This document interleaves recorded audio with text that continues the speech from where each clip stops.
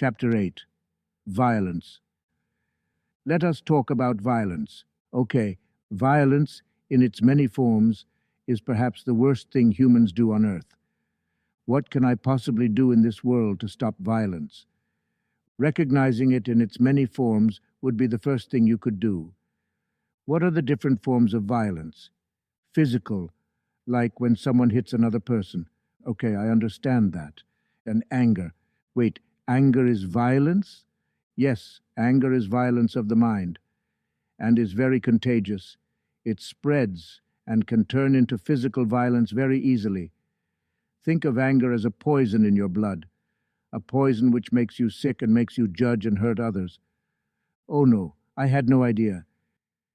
Here is another form of violence. Judgment. Judgment, I don't understand.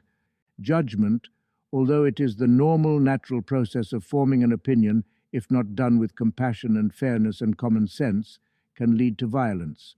It creates a path where a person can justify treating others badly. For example, can you think in your mind of someone who you admire greatly? Yes. Now also think in your mind of someone whom you do not like. Okay. Now let me ask you, would you find it easier to hit the person you admire or the person you hate?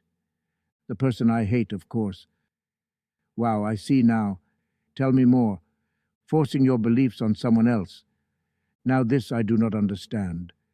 Forcing your beliefs on someone else is a form of confinement, which is a form of violence. Your mind is being held down or confined by someone else's beliefs. If you were being held down by someone physically, would you consider that violence? Yes, of course. Well, then how is it different if your mind is being held down or confined? There is no difference. Correct. Are there still other forms? Countless. Here is another. Lying can be a form of violence if the lie contributes to confinement, like the threat of shame, for instance. Shame is often used to control or confine people. Also, the threat of violence is a form of violence.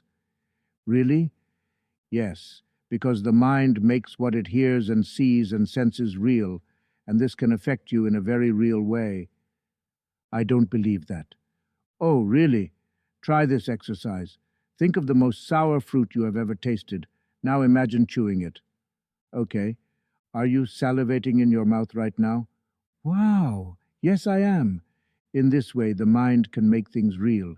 So hearing the threat of violence can have a real effect on your mind and body, and is absolutely a form of violence in itself.